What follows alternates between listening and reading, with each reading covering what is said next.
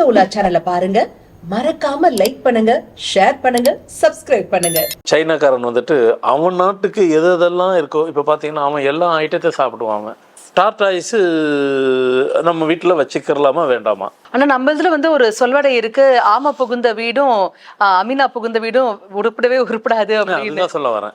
நீ வாஸ்துக்காக சொல்லக்கூடிய ஒரு பொருளை சாப்பிடக்கூடாது தானே. வாஸ்துங்கிறது அது ஒரு பகவான் ஒன்று இருக்கு. அவன் பூனை, டார்டாய்ஸு, யானை இந்த மாதிரி எல்லாம் அதையே சாப்பிடுவான், அதையே வாஸ்துக்குன்னு வைப்பான். அது எப்படி லாஜிக் வரும்? பிரமிடுக்கு ஒரு பவர் இருக்குது. என்ன பவர்னாக்கா அது ஒரு பேட்டர்ல இப்படி இருக்கும். கிறிஸ்டலுக்குள்ளே வந்துருச்சுனாக்கா கிறிஸ்டல் ஏன் வீட்டுக்குள்ளே நானே வைக்கலாம் சொல்லுவேன். அது பிரமிட் பேட்டர்னில் கூட வைக்கலாம். அந்த பிரமிடு கூட அது ஒரு பேட்டர்னில் கரெக்டாக வச்சுட்டிங்கனாக்கா அது உள்ளே வேலை செய்யும். அந்த மாடு கூட, பசு மாடு கூட சொல்லியிருப்பேன் பார்த்தீங்களா, கூம்பு மாதிரி இருக்கிறதுக்கு அதுக்கு பவர். இந்த பிரமிடும் கூம்பு மாதிரி இருக்கும். அதனால கோவில் கோபுரம் பேட்டர்ன்ல அதேதான் எக்ஸாக்ட்லி. ஹாலில் வைங்க, பூஜை ரூமில் யாரும் வைக்கக்கூடாது. பூஜை ரூம் வச்சுன்னா நெகட்டிவாக வேலை செய்யும். வேற பூலோகம் வேற. ஒன்ஸ் நீங்கள் பூலோகம் வந்துட்டா இனிமேல் அங்கே வர முடியாது.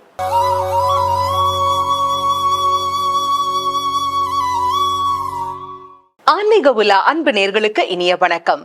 பொதுவாகவே பாத்தீங்கன்னாக்கா இந்த ஃபெங் ஷூய் அப்படின்னு சொல்றாங்க இல்லையா, சீனர்கள் வாஸ்து, அது வந்து ரொம்பவே பிரபலமா இருக்குங்க.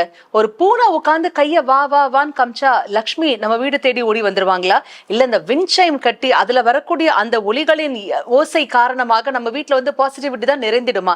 இதெல்லாம் எப்படி நம்புறது? இது உண்மையா இல்லையா? இது குறித்த தெளிவான விளக்கங்களை நமக்காகவே எடுத்துரைப்பதற்காக நம்ம அரங்கிற்கு வருகை தந்திருக்காரு ஃபார்மேட் நியூமராலஜியின் தந்தை டாக்டர் மகாதன் சேகர் ராஜா அவர்கள். வாங்க நேர்களே, சார் சந்திப்போம். வணக்கம் சார். வணக்கம்மா. சார், எனக்கு ரொம்ப நாளா இந்த சந்தேகம் சார். ஏன்னா இப்போ இந்த ஃபெங் ஷூய் எடுத்துக்கோங்களேன், அது பார்த்தாக்க ஒரு பூனை கடைவாசல நிறைய, அதுவும் ஹோட்டல்ஸ்ல எல்லாம் பாத்தீங்கன்னாக்கா உட்காந்து கைய வா வா வான்னு காமிச்சிட்டு இருக்கோம். பூனை வான்னு காமிச்சாக்க அஷ்டலட்சுமி நம்மளை தேடி ஓடி வந்துருவாங்களா, இல்ல ஃபெங் ஷூய் அந்த விண்சைம் வச்சிருப்பாங்க சார், விண்சைம் ஒலிகளின் வாயிலாக நம்ம பாசிட்டிவிட்டி கொண்டு வர முடியுமா? அரவணா ஃபிஷ் வச்சா நம்ம வாழ்க்கையில வந்து அரண்மனை மாதிரி ஒரு வீடு கட்டிட முடியுமா? இதெல்லாம் வந்து கேள்விக்குறியான ஒரு விஷயங்கள் இல்லைங்களா? இதெல்லாம் உண்மைதானா, இல்ல நம்ம ஏமாற்றப்படுகிறோமா? அதாவது இயற்கையோட சில விஷயங்களை ஒத்து போகிற சமாச்சாரங்கள் எதெல்லாம் கரெக்டாக நம்ம செய்கிறோமோ அதெல்லாம் வேலை செய்யும். ஓகே. அந்த ரகசியத்தை அவன் கண்டுபிடிச்சிருக்கிறான். பண்ணிட்டு மக்கள்கிட்ட எதெல்லாம் கொடுத்தான், மீதியெல்லாம் கொஞ்சம் மிகப்படுத்தி தான் ஆகணும். அவன் பிஸ்னஸ் பண்ணுறான். அவன் சைனாங்கிறது வந்துட்டு அவனுக்கு வந்து பிஸ்னஸ் தான். நீங்கள் அவங்ககிட்ட என்கிட்ட நீ பேசினா கூட உன்னால் எனக்கு என்ன பிஸ்னஸ் நடக்கும் அப்படிங்கிறத அவன் பார்ப்பான். பதிலே காசு கொடுத்தா வரும். ஆமாம், அவன் பிஸ்னஸ் மேன் தான். அவன் இன்டர்நேஷ்னல் பிஸ்னஸ் மேன். அவன் எதை பேசினாலும் ட்ரேடு தான் அவனுக்கு. அப்போது இதை ட்ரேடு ஆக்கிட்டான். ட்ரேடு பண்ணும்போது, பிஸ்னஸ் பண்ணும்போது அதுக்கு உண்டானது கொஞ்சம் மிகப்படுத்தி பண்ணும்போது அவன் எக்கனாமிக்கை பெருகிட்டான். உலகம் ஃபுல்லாக ஃபெங்சிங் அப்படிங்கிற ஒரு இது வாஸ்து வச்சு உலகம் ஃபுல்லாக அவனுடைய மெட்டீரியல் ஃபுல்லாக சப்ளை ஆகிட்டு அது வந்துட்டு இன்றைக்கி எக்கனாமிக்கு பெருக்கிறதுக்கு என்ன கேட்டாக்க முதல்ல சைனா எக்கனாமிக்கில் எதில் பெருக்கினான்னா ஃபெங்சிங்கில் தான் பெருக்கினான். Yes sir. அதுக்கப்புறம் தான் மற்ற மெட்டீரியல்ஸில் எல்லாம் எலக்ட்ரிக்கல், எலக்ட்ரானிக்கு, அது இது எல்லாத்துலேயும் போட்டுட்டு பசங்க டாய்ஸு எல்லாத்துலேயும் பண்ணிட்டான். இந்த ஃபெங்சிங் வந்துட்டு முதல்ல ஃபர்ஸ்ட் ஆஃப் ஆல் அது ஒர்க் அவுட் ஆகுமா ஆகாதா அப்படின்னா, எந்த ஒரு இதுவும் மேட்ருமே இப்போ வந்து அவன் வந்து சைனாக்காரன் வந்துட்டு அவன் நாட்டுக்கு எதெல்லாம் இருக்கோ இப்போ பார்த்தீங்கன்னா அவன் எல்லா ஐட்டத்தையும் சாப்பிடுவான். ஓடுறது, ஊறுறது, பறக்கிறது, பாயிறது, தவுறது, தாவுறது எல்லாம் சாப்பிடுவான். அவனுக்கு அது ஓகே. நம்ம அதை சாப்பிட முடியுமா? முடியாது. அப்போது வாஸ்தும் அதே மாதிரி தான். அவன் நாட்டுக்கு எதெல்லாம் தேவை, எது இருக்கோ. இப்போ பார்த்தீங்கன்னா டார்டாய்ஸ் இருக்குது. டார்டாய்ஸு நம்ம வீட்டில் வச்சுக்கிறலாமா வேண்டாமா? அவன் வைக்கணுன்னுவான். அவன் வைக்கவும் செய்வான், சாப்பிடவும் செய்வான். ஆனா நம்ம இதுல வந்து ஒரு சொல்வடை இருக்கு, ஆம புகுந்த வீடும் அமீனா புகுந்த வீடும் உருப்படாது அப்படின்னு சொல்ல வரேன். அப்போ நம்ம அதை வைக்கலாம் அவன் சொல்றான், நம்ம அதை வைக்க மாட்டோம். ஆனா அவன் வச்சாக்க நல்லா வருதுங்கிறான். ஸோ அதான் சொல்றேன், சில விஷயங்கள் வந்துட்டு அது இயற்கை. அது முதல்ல ஒரு வேர்டை யூஸ் பண்ண, அது என்னன்னு நான் சொல்ல வரேன். Okay sir.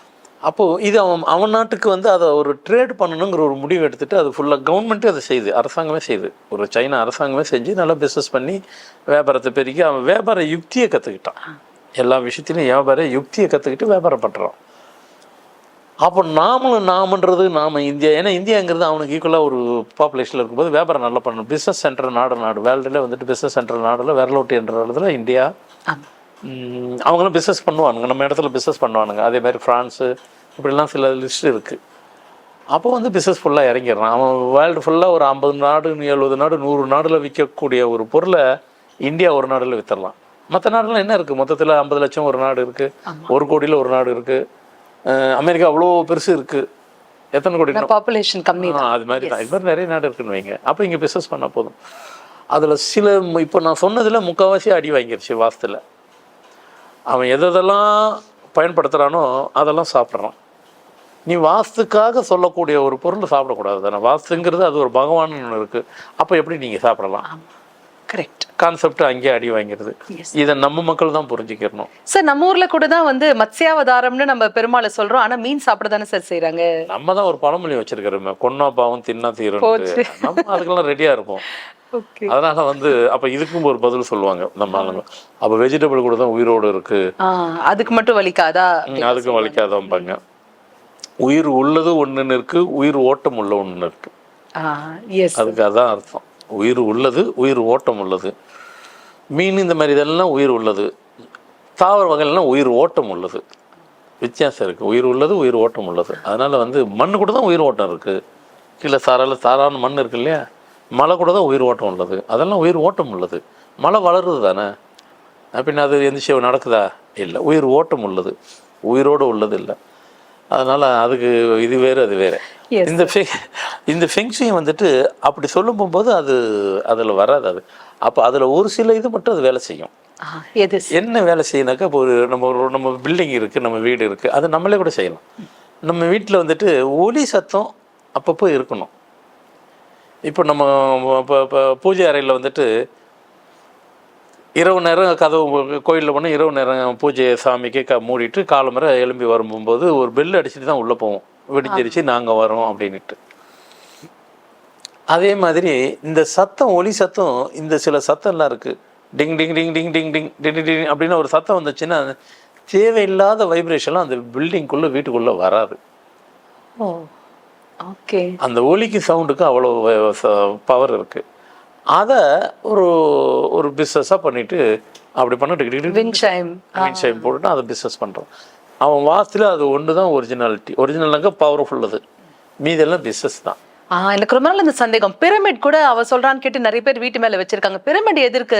மம்மிஸ் வந்து அதாவது இறந்தவர்களின் உடலை பாதுகாப்பதற்கு பதப்படுத்துறதுக்காக உருவாக்கப்பட்ட ஒரு விஷயம் தானே, அதை போய் வீட்டு மேல வைக்கிறீங்களே அப்படின்னு நான் நிறைய பேருக்கு கேட்டிருக்கேன், நினைச்சிருக்கேன் சார். அதை பத்தி உங்க கருத்து சார்? பிரமிடுங்கிறது பொதுவாக வந்துட்டு எகிப்த் நாடு, அங்கே எல்லா பில்டிங்கும் வந்துட்டு பிரமிடில் தான் செய்யப்பட்டது. பிரமிடுங்கிறது வந்துட்டு அது தவறா இல்லைன்னா தவறு இல்லது. காரணம் கேட்டால் பிரமிடில் எதெல்லாம் நம்ம செய்யணும், ஒரு மெட்டலில் செய்வோம். அது பிரமிடுக்கு ஒரு பவர் இருக்குது. என்ன பவர்னாக்கா, அது ஒரு பேட்டர்னில் இப்படி இருக்கும். இந்த காற்றை வந்துட்டு எப்பவுமே வந்துட்டு ஓப்பனாக இப்போ ஒரு காற்று உள்ளே அனுப்புறீங்க, ஓப்பனாக இருந்து காற்று உள்ளே வரட்டுக்கும், அதுக்குள்ளே லேயர்லாம் இருக்குது. அப்போ காற்று வர்றதுக்கும் வித்தியாசப்படும். அந்த இடத்துல இங்கே நின்று பார்த்தாலும் வேறு வித்தியாசப்படும். அது மாதிரி பிரமிடுக்குள்ளே நீங்கள் இருந்துச்சுனாக்கா அது நீங்கள் கிறிஸ்டலில் வைக்கலாம், இல்லை ஒரு மெட்டலில் வைக்கலாம். அப்போது இந்த காற்று கூட பார்த்தீங்கன்னா ஒவ்வொரு இடத்துல அதனுடைய ஆக்டிவ் ரியாக்டிவ் வேறுபடும். கிறிஸ்டலுக்குள்ளே வந்துருச்சுனாக்கா கிறிஸ்டல் ஏன் வீட்டுக்குள்ளே நானே வைக்கலாம் சொல்லுவேன். அது பிரமிட் பேட்டரில் கூட வைக்கலாம். ஏன்னா எதையுமே வந்துட்டு சும்மா பிளைனாக ஒரு பாலாக வைக்கிறதோட பிரமிடில் வைக்கலாம்னு நானே சொல்லுவேன். காரணம் கேட்டால் பிரமிடுங்கிறது வந்துட்டு அந்த பிரமிடை நீங்கள் வைக்கும் போகும்பொழுது இந்த காற்று உள்ளர வரும்போது இந்த காற்று மூலயமாக தான் எல்லா சமாச்சாரம் வீட்டுக்குள்ளே ஒரு மனுஷனுக்கு எல்லாத்தையுமே பாஸ் ஆகும். அந்த காற்றுக்குள்ளே எல்லாம் வரும். காஸ்மிக் எனர்ஜி உள்ளே வரும், கெட்ட சக்தியும் உள்ளே வரும், நல்ல சக்தியும் உள்ளே வரும். அதுக்குள்ளே அது வந்துட்டு அதை வந்து பியூரிட்டி பண்ணக்கூடிய கெப்பாசிட்டி இந்த கிறிஸ்டல் மூலயமாக பிரமிடுக்கு இருக்குது. அந்த பிரமிடை கூட அதை ஒரு பேட்டர்னில் கரெக்டாக வச்சுட்டிங்கனாக்கா அது உள்ளே வேலை செய்யும். அதை உள்ளே சக் பண்ணிவிட்டு நமக்கு தேவையானதை மட்டும் கரெக்டாக உள்ள வெளியே நம்ம வீட்டுக்குள்ளேயே அனுப்பிட்டு மீதியெல்லாம் உள்ள க்ரஷ் பண்ணிடும். க்ரஷ் பண்ணி வெளியே தெளிடும். அந்த சக்தி வந்து கிறிஸ்டலுக்கு இருக்குது. அது வந்து பிரமிடு பேட்டரில் வைக்கும்போது நல்லாவே வேலை செய்யும். அது மெட்டலாக கூட செய்யலாம். ஆனால் பிரமிடு இதிலே வந்து அதே மாதிரி இப்போது டோட்டலாகவே ஒரு பில்டிங்கே நீங்கள் பிரமிடில் ஃபுல்லாகவே செய்யலாமா அப்படின்னாக்கா ஒரு போர்ஷனாக செய்கிறத விட ஒவ்வொரு பில்டிங்கே செய்யலாம், ஒன்றும் தவறு கிடையாது. ஏன்னு கேட்டிங்கனாக்கா ஒரு அமைப்பு வந்துட்டு இப்படி ஸ்கொயராக அப்படின்னு வரும்போது அதுக்கு இருக்கிற பவரோட அந்த கூம்பு மாதிரி இருக்கும். அதுக்கு எப்பவுமே பவர் இருக்கும். இப்போ ஸ்டோன் கூட இருக்கும், ஜெம் ஸ்டோனு, அதில் கூட பார்த்தீங்கன்னா கூம்பு மாதிரி எது இருக்கோ அதுக்கு பவர் ஜாஸ்தி அதுக்கு. ஏன்னா அந்த இதெல்லாம் ஃபுல்லாக அது ஃபுல்லாக சக் பண்ணக்கூடிய பவர் ஃபுல்லாக அந்த கூம்பு மாதிரி உள்ளதுக்கு. அந்த மாடு கூட, பசு மாடு கூட சொல்லியிருப்பேன் பார்த்தீங்களா, கூம்பு மாதிரி இருக்கிறதுக்கு அதுக்கு பவர். இந்த பிரமிடும் கூம்பு மாதிரி இருக்கும். அது கோவில் கோபுரம் பேட்டர்ன்ல இல்லைங்களா? அதேதான் எக்ஸாக்ட்லி. அதனால அது பவர் இருக்கும். அது எப்பவுமே கோபுரம் பாருங்க கூம்பு தானே உங்களுக்கு, அதனால கூம்புக்கு எப்பவுமே ஒரு தனி பவர் இருக்கும். பிரமிடு அதில் இருக்கிறதுனால அதுக்கு ஒரு பவர். ஸோ அதனால வந்துட்டு நம்ம இதுலேயும் வந்துட்டு பிரமிடை யூஸ் பண்ணலாம், ஒன்றும் தவறு கிடையாது. அது கிறிஸ்டலாகவும் இருக்கலாம், ஏதாவது ஒரு மெட்டீரியல், ஏதாவது பிராஸு காப்பரில் இருந்தால் பண்ணணும். கிறிஸ்டல் வந்துட்டு சேஃப்டின்னு சொல்லுவேன். ஏன்னா அதுக்கு வந்து பியூரிட்டி, அது ப்ராசஸ்லாம் பண்ணும். அது எல்லா வீட்லேயும், எல்லா ஆஃபீஸ்லேயும், எல்லா பில்டிங்லேயும் நீங்கள் அப்படி ஒரு பிரமிடு பேட்டர்ல வச்சா அது நல்லது தான் சொல்லுவேன். ஏன்னா அது எங்கே வைக்கணும், எவ்வளோ பெருசு வைக்கணும் சார்? இல்லை, சைஸு அவங்களுக்கு சின்னது. அது இப்போ ஹால் ரொம்ப பெருசாக இருக்குன்னா கொஞ்சம் பெருசாக வைங்க. ரொம்ப சின்னதாக இருக்குன்னாக்கா அது சைஸ் கம்மியாக இருக்கலாம். ஓகே. அது காற்று, இந்த முதல்ல சொன்ன மாதிரி இப்போ ப்ராசஸ்லாம் இப்படி நடக்கும். அதில் அது எல்லார் வீட்டில் அது நல்லது. ஏன்னா காற்று வந்துட்டு போயிட்டு தான் இருக்கும் வீட்டில். அந்த காற்றுல எதுனாலும் நடக்கும். ஆமாம், ஸ்பிரிட்டே கூட உள்ளே வரும். காற்று கருப்பு அப்படின்னு சொல்லுவாங்க இல்லைங்களா? காற்று கருப்பு எல்லாம் உள்ளே வரும். அது ஏர் மூலியமாக தான் வரும். அது அதுக்கெல்லாம் நம்ம சந்துலாம் வேணும், அடைச்சிருக்கிறோம். நீங்கள் என்ன அடைக்கிறது, எங்கேனாலும் உள்ளே வரும். அது இப்போ பனி நேரத்தில் பார்த்தீங்கன்னா எல்லாம் அடைச்சிருப்போம், அந்த உள்ளே குளிரும் இல்லையா, அப்போ உள்ளே வருது. அதுக்கு ஒன்றும் இருக்காது. நம்ம கதவு வச்சுருக்கோம் இல்லைங்களா, டோரு, அது நம்ம உட்டுன்னு நினைக்கிறோம். உட்டு தான் அது. அதுக்குள்ளே அந்த காற்று வந்துட்டு உட்டு இந்த பக்கத்துலேருந்து இந்த பக்கம் பாஸ் ஆகிறதுக்கு உட்டுக்கு சக்தி இருக்குது. இந்த சைடில் அடிச்சது அந்த சைடில் வந்துடும். அதனால் வந்துட்டு உட்டுக்கு அந்த சக்தி இருக்குது. காற்றை உள்வாங்கி வெளியே இந்த பக்கம் வெளியில் வாங்கி உள்ளே தள்ளி விட்டுரும். உட்டுக்கு பவர் இருக்குது. அதனால் வந்து பிரமிடு நம்ம பயன்படுத்தலாம், அதுதான் தவறு. அதனால் ஃபெங்ஷிங் வந்துட்டு அவங்க கொடுக்குறதுல ஏதோ ஒன்றோ ரெண்டு தான்.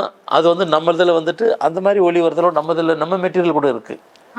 இந்த ஒரு பால் மாதிரி தனியாக செஞ்சுருப்பாங்க, அது அவனுக்கு கிடையாது. நம்ம இதிலே பால் மாதிரி டிங்கு டிங்கு டிங்குன்னு இருக்கும். அதுக்கு வாஸ்து ஃபெங்ஷிங்கில் கிடையாது. அது நம்ம வைக்கலாம். ஏன்னா ஒலி வரணும். ஒரு பில்டிங்கில் வந்து ஒலி சவுண்டு வந்ததுன்னா அந்த சவுண்டுக்கு வந்து அந்த இடத்துல எப்பவும் இப்போ நம்ம போகிறப்போ தட்டுறோம், நம்மளை அறியாமல் கை தட்டுறோம், தெரிஞ்சு தட்டுறோம், தெரியாமல் தட்டுறோம், அந்த சவுண்டு கேட்கணும். அது அந்த சவுண்டுக்கு கெட்ட சக்தி உள்ளே வராது. அதுக்காக தான் அதை வைக்கிறோமே ஒழிய அந்த சவுண்டு தட்ட பணந்து கொட்டுலாம் கொட்டாது. அந்த பூனை சார், அதான் சொல்கிறேன், அவன் பூனை, டாட்டாய்ஸு, யானை, இந்த மாதிரி எல்லாம் அதையே சாப்பிடுவான், அதையே வாஸ்துக்குன்னு வைப்பான். அது எப்படி லாஜிக் வரும்? வராது அது. ஸோ அதனால வந்து மற்றதெல்லாம் அப்புறமே இந்த இது மாதிரி இந்த இது ஒரு பொம்மை மாதிரி இருக்கும், லாஃபிங் புத்தா, அது வீட்டில் இருந்ததுன்னா அதுல டிசைனா தினிசா இருக்கு சார். எங்க பார்த்தாலும் அதுவும் ஒரு பெரிய பண மூட்டை தூக்கிட்டு வந்தா அந்த மூட்டை அப்படியே நம்ம கிட்ட வச்சுட்டு தான் போற மாதிரி ஒரு நம்பிக்கை வேற இருக்கு சார். இல்லை, அதுதான் சில விஷயங்கள்லாம் வந்து அது அதனால் பணம் கொட்டுதா வைக்குதா போதா அப்படின்னு சொல்லும்போது இது அதெல்லாம் வந்து அதெல்லாம் அது பிஸ்னஸ் ட்ரேடு தான். அது நம்ம பயன்படுத்தினா நமக்கு பாசிபிலிட்டி இந்த சரி பணத்துக்கு வரத்துக்கு வருவாய் இருக்கா இல்லையா அப்படின்னா கண்டிப்பாக அதை நீங்கள் வைக்கும். இதுதான் சீக்ரெட்டு. நீங்கள் அதை எங்கே வைக்கணுன்னாக்கா உங்கள் பூஜை ரூமில் கட்டாயம் வைக்கவே கூடாது. ஏன்னா பூஜை ரூம் வந்து பாசிட்டிவ், இது உங்கள் சின்ன இது நெகட்டிவாக மாறிடும். நிறைய பேர் வந்து லாஃபிங் புத்தாவை குபேர பொம்மைனும் மாத்திட்டாங்க சார். இப்போ மாற்றிட்டு பூஜை ரூமில் வைப்பாங்க. பூஜை ரூம் நெகட்டிவாக மாறி போயிடும். நீங்கள் வைக்கணும்னு பிரியப்பட்ட ஒன்றும் தப்பு இல்லை. ஏன்னா ஒவ்வொருத்தருக்கும் அவங்கவுங்க மனசை பொறுத்து தான் இருக்குது. அதுக்காக வந்துட்டு சைனா வைக்கிறது எதுவுமே வாங்கக்கூடாது அப்படிலாம் கிடையாது. எல்லாமே வாங்கலாம். அது ட்ரேடு பண்ணுறவங்க அப்படி தானேங்க பண்ண முடியும். ட்ரேடு வந்துட்டு எந்த ஒரு பொருள் கூட மொபைல் கூட தான் இருக்குது. ஆரம்பத்தில் இவ்வளோ தான் இருந்தது, அப்புறம் இப்படி இருந்து திருப்பி இன்னும் பேட்டர்னில் வருது. உள்ள மெட்டீரியல் ஒன்றா தான் இருக்க போகுது, வெளியே அவுட்டரில் தான் அப்படி இருக்கும். அது வியாபாரம் பண்ணுறதுக்கு அப்படி இப்படிலாம் போடுவாங்க, டெக்னாலஜி அப்படின்னு அது பண்ணிட்டு போயிட்டோம். ஆனால் அதை பயன்படுத்தலாமான்னா நீங்கள் அப்படியே பயன்படுத்தணும். உங்களுக்கு அது உங்கள் நம்பிக்கைக்கு உரியது. அதுக்குள்ளே போகலை. ஹாலில் வைங்க, பூஜை ரூமில் யாரும் வைக்கக்கூடாது. பூஜை ரூம் வச்சுன்னா நெகட்டிவாக வேலை செய்யும். ஓகே, 100% நெகட்டிவாக தான் வேலை செய்யாது. பூஜை ரூமே நெகட்டிவாக ஆயிரும். அதை தனியாக வைங்க. அப்போ நீங்கள் கூட கேட்பீங்க, அப்போ அந்த பொம்மைக்கு வேல்யூ இருக்கா, அதுக்கு ஒரு சக்தி இருக்கா, பாசிட்டிவா நெகட்டிவா ஏதோ ஒரு சக்தி அந்த பொம்மைக்கு இருக்குமா? தான் நீங்கள் அந்த பொம்மை இல்லை, நீங்கள் சாதாரண எந்த தினம் வைக்கக்கூடாது. இப்போ பூஜை ரூம்னா பூஜை ரூம் தான் இருக்கும். நம்ம வீட்டில் பெரியவங்க சாமி ஆயிட்டாங்க, சாமி ஆனவங்களை போயிட்டு பூஜை ரூமில் வைப்பீங்களா? வைக்க மாட்டான்ல சார். இறந்த முன்னோர்களின் படத்தை வைக்கக்கூடாது, சாமி ரூமில் வைக்கவே கூடாது சார். சாமியை சொன்னதே அவங்க தானே சார், நமக்கு வைக்கக்கூடாது. இந்த இது வேறு, அந்த இது வேறு. ஃபர்ஸ்ட் ஆஃப் ஆல் வந்துட்டு அமாவாசை அன்னைக்கு நம்ம பெல் அடிக்கக்கூடாது. ஏன் தெரியுங்களா? அமாவாசை அன்னைக்கு நீங்கள் அமாவாசைக்கு வந்துட்டு பார்த்தீங்கன்னாக்கா முன்னோர்கள் வீட்டுக்கு வந்துட்டு போவாங்க. அந்த சத்தம் கேட்டால் வரமாட்டாங்க அவங்க. ஏன் சார்? இல்லை, அதான் அந்த சத்தம் கேட்டால் அவங்களுக்கு கேட்காது. இப்போது முன்னோர்கள் வந்துட்டு நம்மள மாதிரி சாதாரண மனுஷன் அவங்க அப்படி கிடையாது. இல்லை, அவங்க சாமி ஆனவங்க தான். ஆனால் சாமியே கிடையாது, சாமி ஆனவங்க. அவங்களுக்கு நம்ம பட்டம் கொடுத்துருக்கோம்.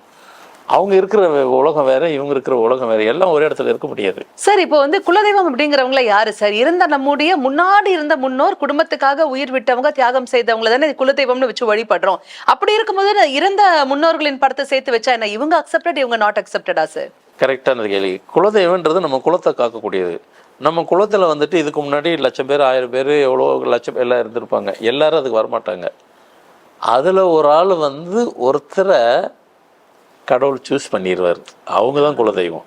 இப்போ பார்த்தீங்கன்னாக்கா சப்தகன்னின்னு இருக்காங்க. ஆமாங்க சார். சப்தகன்னிங்கிறவங்க யாரு? பார்வதி அம்மாளுக்கு சேவை செய்கிறவர்கள். அவங்க சர்வெண்ட். நம்ம இங்கே சொல்லணும்னா சர்வெண்ட்டு. அதனால அங்கே வந்துட்டு அவங்களுக்கு சேவை செய்கிற பணியாட்கள். அவங்க 7 பேர் அக்கா தங்கிங்க. அவங்க மேலோகத்தில் இருந்துட்டு பூலோகத்துக்கு, நாங்கள் பூலோகத்துக்கு போகிறோம், போயிட்டு பூலோகத்தை போயிட்டு நான் சுற்றி பார்த்துட்டு திருப்பி வரோம். அவங்களுக்கு வெக்கேஷன் பீரியடு போல் இருக்குது. அதனால் லீவு நேரத்தில் நாங்கள் போயிட்டு வரோன்னு சொன்னாங்க. வந்தாங்க, பூலோகத்துக்கு வந்தாங்க. இந்திய பூலோகத்தை ஃபுல்லாக சுற்றி பார்த்துட்டாங்க. அம்மா பூலோகம்லாம் சுற்றி பார்த்துட்டு திருப்பி நாங்கள் மேலோகத்துக்கு வரோன்னாங்க. வேற பூலோகம் வேற. ஒன்ஸ் நீங்கள் பூலோகம் வந்துட்டா இனிமேல் அங்கே வர முடியாது. அப்போ எந்த சாமியும் கீழே வராதா சார்? இல்லை, சொல்கிறேன். அப்போ பூலோகத்துக்கு வர முடியாது. சரி, நீ ஆசைப்பட்டுட்ட, அதனால் பூலோகத்திலே இருங்க, உங்களுக்கும் கடவுளுக்கு உண்டான அந்தஸ்தை கொடுத்துட்றோம், நீங்கள் 7 பேரும் கடவுளாக்கப்படுறீங்கன்னு சொல்லிட்டு. அதுதான் சப்தகன்னி. அப்போது கடவுளும் அவங்கள நிர்ணயிக்கிறாங்க. அதேமாரி குலதெய்வமும் கடவுளால் வந்துட்டு நம்ம மூதாதையர்களை நமக்கு வந்துட்டு குலதெய்வமும் மாற்றப்படுறாங்க. அதில் யாருன்னா ஒரு ஆள் தான் சூஸ் பண்ணுவாங்க. அவங்கவுங்க குலத்துக்கு யாருன்னா ஒருத்தர் தான் வருவாங்க. ஆனால் அந்த குலத்துக்கு அப்போ பார்த்தீங்கன்னா அது எத்தனை தலைமுறையோ, அந்த தலைமுறையில் அவங்க வந்துட்டு கடவுள் மாதிரியே தான் பாவிக்கப்பட்டிருப்பாங்க. அதுக்கு ஈக்குவலாக இருந்திருக்கும். அப்போ கரெக்டாக ஒரு ஆளை சூஸ் பண்ணுவாங்க. சூஸ் பண்ணிவிட்டு சொல்லிட்டு அந்த இது கொண்டு போய் கொடுத்துருவாங்க. இப்படி நான் ஒரு இன்சிடென்ட் சொன்னேன். இது மாதிரி ஒவ்வொரு குலத்துக்கும் ஒவ்வொருத்தருக்கும் இருந்துக்கிட்டே தான் இருப்பாங்க. அப்போ அவங்கள வைக்கலாமான்னா அவங்கள நீங்கள் வச்சு தான் ஆகணும். ஏன்னா கடவுளை நிர்ணயிக்கப்படுறாங்க. இவரை கொண்டு வச்சு கடவுளை நிர்ணயிக்கும் பண்ணலையே எப்படி வைப்பீங்க? ரெண்டாவது, சாமி ஆகிட்டவங்களை வந்துட்டு எங்கே வைக்கணும்னா வீட்டு ஹாலில் தான் வைக்கணும். முன்னோர்களை வந்துட்டு அந்த ஃபோட்டோவை பூஜை ரூமில் வைக்கக்கூடாது. அப்போ நிறைய பேர் அதை வச்சிருக்கேன். நீங்கள் கேட்குற கேள்வி பார்த்தா நிறைய பேர் நிறைய பேர் வீட்டில் நானே பார்த்துருக்கேன். வைக்கக்கூடாது. ஃபர்ஸ்ட் அது வச்சாவே அந்த எனர்ஜியே உள்ள நுழைக்காது. இவங்க இடத்துக்கு அவங்க இருக்க வர மாட்டாங்க, அவங்க இடத்துக்கு இவங்க வர மாட்டாங்க. அதை பெல் அடித்தாவே அவங்களே வர மாட்டாங்க. அவங்கள நீங்கள் ஹாலில் வச்சிடணும். ஹாலில் வச்சுட்டு சும்மா பெல் அடிக்காமலே சாமி கும்பிடுங்க. நம்ம கும்பிட்டா நம்மளை தான் அவங்க நம்மளுக்கு சேவை செய்ய காத்துக்கிட்டே இருப்பாங்க. பகல்லாம் எங்கே போயிருப்பாங்கன்னு கேட்டிங்கன்னா அதுக்கு தான் வீட்டுக்கு மரம் வளருங்க எதுக்கு? மரத்தில் அவங்க குடியிருப்பாங்க. நம்ம வீட்டில் மரம் வளருன்னு சொல்கிறத வந்துட்டு நம்ம இப்படிலாம் சொன்னாக்கா செஞ்சுருப்பாங்க. அதை அப்படி சொல்லலை அரசாங்கம். வெறும் மரம் வளருங்க, நல்லது சொன்னாங்க. என்ன நல்லதுன்னு சொல்லலை, நமக்கு நல்லது என்னதுன்னு சொன்னால் தான் சொல்லிப்பாங்க. உண்மையிலே நம்ம மரம் வளர்க்குறது எதுக்குனாக்கா நாம் வளர்க்குற மரத்திலே அவங்க குடியிருப்பார்கள். அதுக்கு தான் அது மரம். அதனால் வந்து முன்னோர்கள் வந்து நம்ம பூஜை அறையில் வைக்கக்கூடாது, ஹாலில் வைக்கணும். ஓகே சார், சரிங்களா? ஆமாம், அது சரி. இதோட அதுவும் சேர்ந்துருச்சு. வாச ஆரம்பிச்சு இல்லை, இதுவும் இதெல்லாம் அது ஒரு பகுதி தானே. எது தேவையில்லாதுங்கிற சப்ஜெக்டில் உள்ள வருது இல்லையா? அப்போது ஃபெங்ஷுயே யூஸ் பண்ணலாமா வேண்டாமன்ட்டு பண்ணலாங்கிறதுக்கு சில காரணம் சொல்கிறோம், பண்ண வேணான்றதுக்கு ரீசன் சொல்லிட்டேன். முடிவு அவங்கவுங்க கையில் கொடுத்துட்றோம். இப்போ இனிமேல் அதை பயன்படுத்தலாமா பாவிக்கலாமா வேண்டாமாங்கிறது நீங்களே டிசைட் பண்ணிக்கிங்க, டிசிஷன் எடுத்துக்கோங்க. Super sir. எதையும் அறிந்து தெரிந்து தெளிந்து செய்வது சாலச் சிறந்தது அப்படின்னு அற்புதமான விளக்கங்கள் எங்களுக்காகவே பகிர்ந்துக்கிட்டீங்க சார். கோடான கோடி அன்பு நெஞ்சங்கள் அனைவர் சார்பாகவும் மனமார்ந்த நன்றிகள். வணக்கம். ஆன்மீக உலா சேனலை பாருங்க, மறக்காம லைக் பண்ணுங்க, ஷேர் பண்ணுங்க, சப்ஸ்கிரைப் பண்ணுங்க.